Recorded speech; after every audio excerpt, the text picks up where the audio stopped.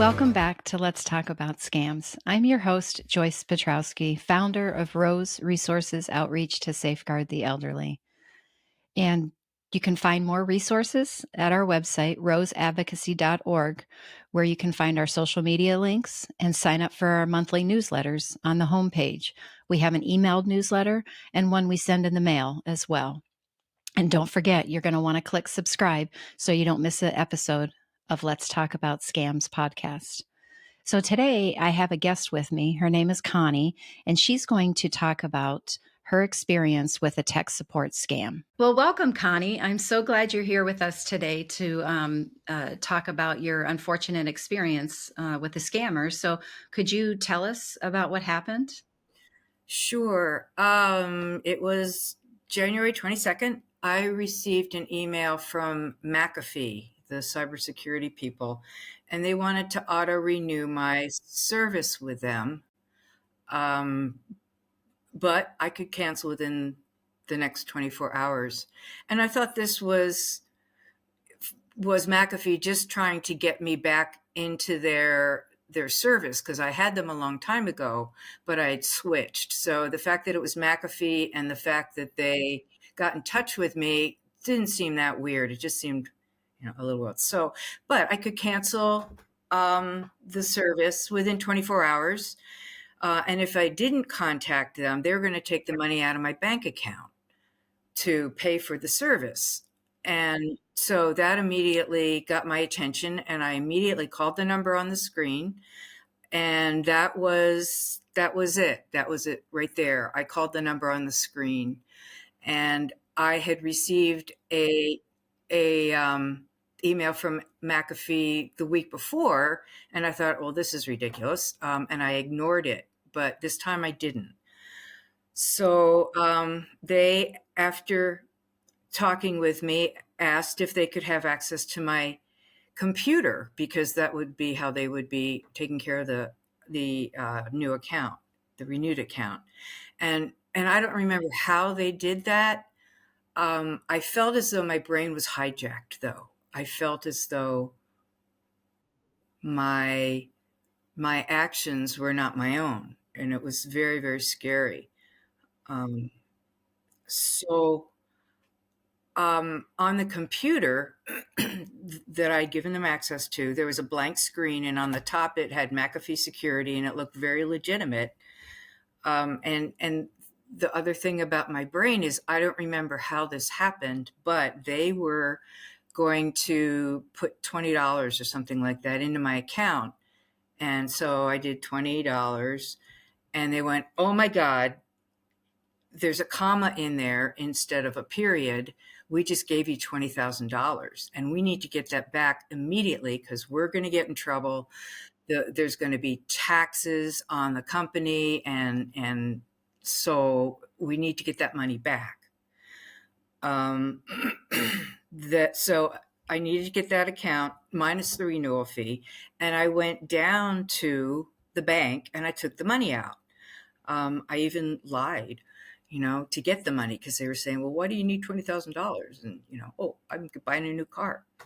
The other thing they told me was to get the money and put it in a Bitcoin machine, and then we'll take care of it from there.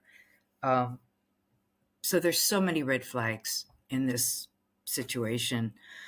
So I did that, and Looking back on it, yeah, there is red flags. But in the whole process of you going through it, you didn't see the red flags because you were in your emotional state of, and like you said, you felt like your brain was hijacked. Absolutely, yeah. So they created a sense of urgency by saying this has to be done. They also kept on disconnecting the phone, and they called me back, and that just revved up my emotions. So I did exactly what they wanted me to do. And then they said, "Oh dear, something has happened while we're transferring that money, and we need to get $10,000 more out." And so, still in that weird state, I did it. And and the whole thing um, is very scary. Is very scary. It kind of reminded me of Jonestown. I don't know if you knew about that situation where the guy was charismatic and he talked people into committing suicide. Um, so anyway, that just kind of I don't. That's kind of a weird connection, but that's how I felt. So after all this was happening and I calmed down, I thought, this is wrong. This is a scam. So I called the real McAfee and they immediately said, yep, it's a scam. And yeah. So the next day I went down to my bank and they told me that not only did they cleared out all my accounts. I had a home equity loan worth $25,000 and that was gone. My savings account and my checking account cleared out. Yeah, yeah. So this was like $35,000 worth of my savings. They actually got into your bank account? They got into the bank, yes, and I don't know how they did that because I did not give them any of my personal information, bank account, PIN numbers, none of that. But apparently, once they were in my computer, they had access to everything. So the bank did the best they could. It's a big bank. And there was a lot. I did a lot of getting a lot of runaround. They got in touch with the fraud department and all, um, and we got that settled. But what I did right away once I got home from the bank is I called the police department. I called the Federal Trade Commission and the FBI and the Attorney General. I just wanted. I didn't think that I was going to get the money back, but I just wanted people to know, just so that I'm just one more scammed victim. Um, so I could just be added to the list. So, Were you able to, when you called the FTC or the attorney generals, the FBI, the police, were you able to get any help from them, or was it more of just reporting what happened? it was reporting. It was reporting. Yeah, Reporting what happened. Okay. exactly. All Yeah. right. So, it's interesting. You said that it was like the Jonestown, is that what you called it? Um, where there was a guy that was very charismatic and got people to commit suicide. It's interesting that you said you felt like that scenario because there are a lot of people when they realize that they've been scammed out of their life savings or part of their life savings, they do revert to committing suicide. You know, some people think about it a lot, and some people actually go and do it, which is it's just devastating. So it's not just the financial aspect; it's the emotional and the psychological aspect as well. And it was interesting in the beginning. You said you felt like your brain had been taken over. Your brain had been hijacked, I think is what you said. Yeah, and that's exactly what they do, is they get you into that emotional state, and then they're very good at being able to keep you there because if like you said, when you calm down, you were able to think about it and go, "This doesn't make any sense. This is a scam." But they don't want you getting to that point. And yes, by allowing them into your computer, then they have access to everything in your computer. And you might have had something saved. You could have had your password or your login to your bank account saved in your computer, or maybe you logged into your bank account after they had access to your computer. There's just a lot of different ways that they can do it. um, um, but it's interesting. So, they got in and they wiped out your line of credit, your home equity line of credit. And I imagine you're stuck footing the bill on that, having to make those payments. Yeah. Yeah. So you not only lost your checking and your savings account, now you're having to foot the bill on a line of credit that you didn't even use the money. So that's like getting hurt every time you make that payment. I mean, that's just awful. But there's one thing that you said. You said they kept disconnecting the call and calling back. That's very interesting. I haven't heard of that happening. People have come out and said where they've said that they've disconnected multiple times and then called back. So I'm not sure if the whole point was to get your emotions heightened, because that's what you said happened is, your emotions got heightened because they kept disconnecting and calling back. And so that very well could be a psychological aspect of, if they feel that maybe they're losing you in that emotional moment, that they're going to do this to get you into a heightened emotional moment to keep you there for a longer period of time. That's interesting. That's really interesting. Yeah, when you reported it to any one of these agencies, did they say that um, they've gotten other reports with the same scenarios and they think that there's multiple victims? I actually misspoke. I did it through the computer, through the internet. I went to their websites and I sent Oh, them. through the computer.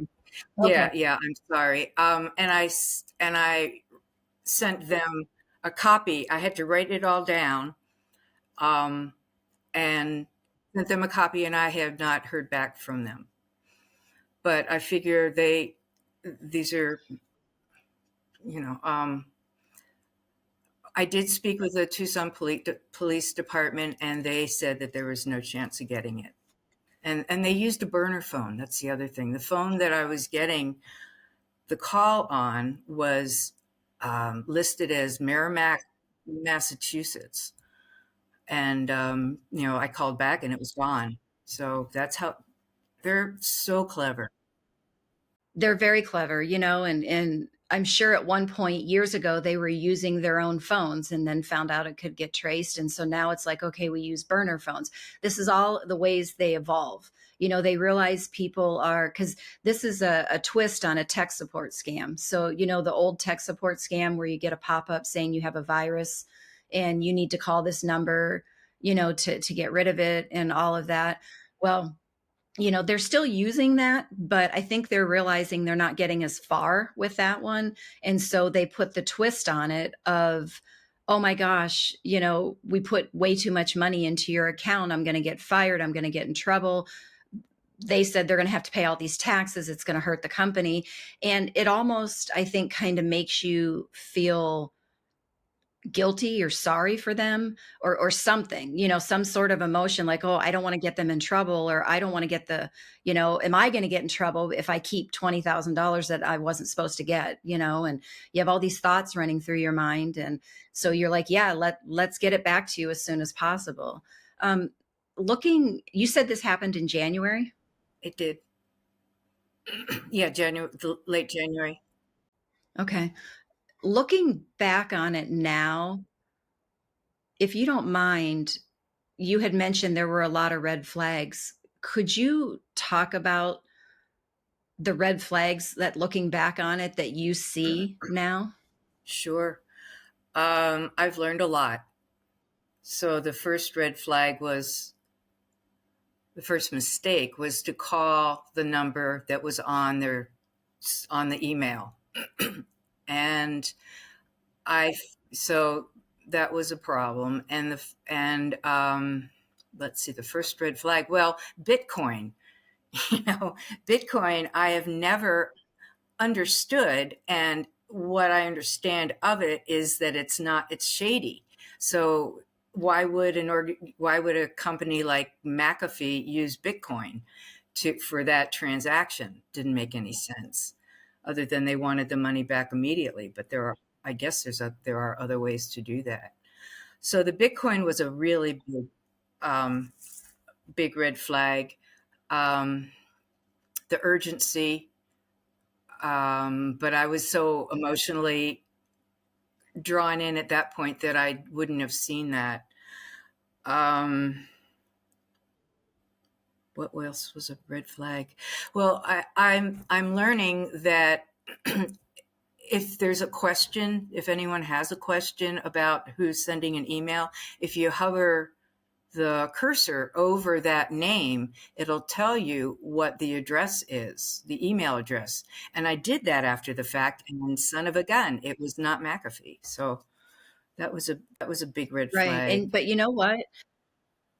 That's a good thing for people to do, but you also have to keep in mind that there is, if the email did look accurate from McAfee, that or from whatever company it was, sometimes the emails from people inside of those companies get hijacked and get taken over by a hacker, a scammer. And so they not only make the name seem correct, but now the email is correct. And it's like, okay, so then you think it's accurate, right? So, but that I think it happens more often the way it happened to you. But we found that yes, people's emails have been hijacked, and they didn't know it until people have fallen victim to whatever it is the scammer's trying to do, and then it gets back to them. Or there's if they have really good cybersecurity, on their business, they might be able to intercept it, or they might be able to pick it up right away, so then they can mitigate things. But yeah, I mean, we hear all the time about these businesses that are getting hacked, right? And they're holding information for ransom, because they're making a lot of money off the ransom money. But while they're waiting for the ransom, they're selling that information on the dark web. They're like, well, we'll give you all your information back. And they do give it back, but it's already been sold. Everything's been sold, right? On the dark web. So it's just, um, but the scammers do like to impersonate the large companies. So Amazon, I can't tell you how many Amazon emails I get that are fake, or text messages, or the big banks, or McAfee, Geek Squad, all of those different companies, because they're trustworthy, and they're betting that you currently have McAfee, or like what happened with you is that you used to have it and they emailed you the week prior. And so you were thinking, oh, well, okay, this makes sense. I used to have them. They want to get me back as a customer.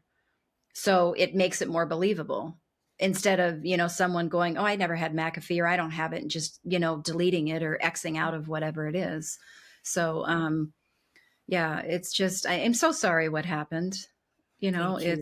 It's just awful, and this is what Rose is trying to do. We're trying to get out to everybody and make them more aware of what's going on out there, and without going into a lot of detail as to how the scams work, but it gives everybody a better understanding, so they're more apt to recognize and identify a scam when they're contacted, right?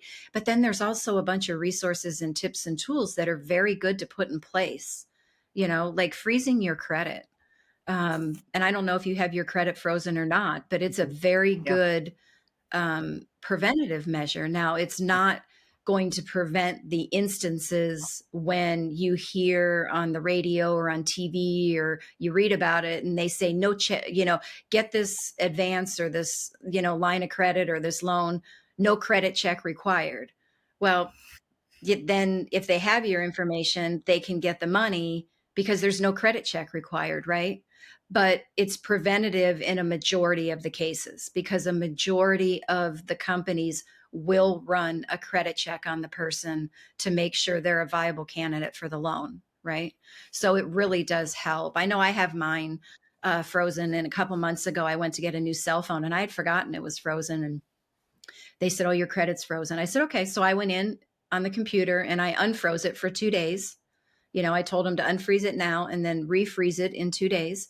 And I went back and I did what I needed to do the next day and got my cell phone. And then, the following day, everything was frozen again. So it really does help, because my husband's had his frozen for probably 20 years, 15, 20 years. Every year we get a letter in the mail from some company saying, we're sorry, we're unable to extend credit. You need to unfreeze your credit and then come back. And it's like, we've never applied for this, right? So it's it's saved us on a lot, what could have been a really big headache with um, somebody stealing his identity, because they're trying every year to take his identity. So, it's I guess the first step is understanding that your information's out there. How much of it, we don't know, but it's some of it or a lot of it is out there.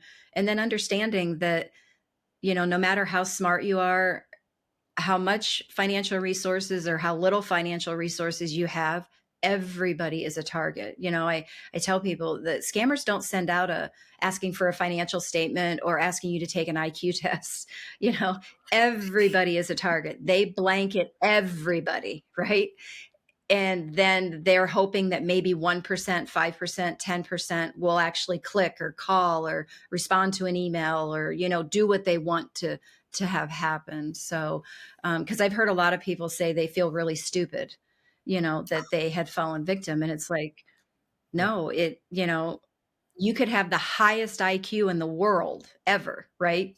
Guinness Book of World Records for the highest IQ ever, and you can fall victim to a scam. So it's Yeah. just because we're all emotional people and they Right. play on our emotions, right? Yeah. Exactly. So they're really good. Exactly. But Connie, I want to thank you so much for being willing to share your story. You know, again, I'm so sorry that this happened to you, but being so brave and vulnerable to share your story to help other people, because we talk a lot about what goes on, but when we can have somebody that's been through it and share their experience, I think it hits home to a lot more people. They see a face, they hear a voice, and they're like, wow, this happened to her, this can happen to me, right? Yeah, So absolutely. anyways, I really appreciate it, and I thank you very much.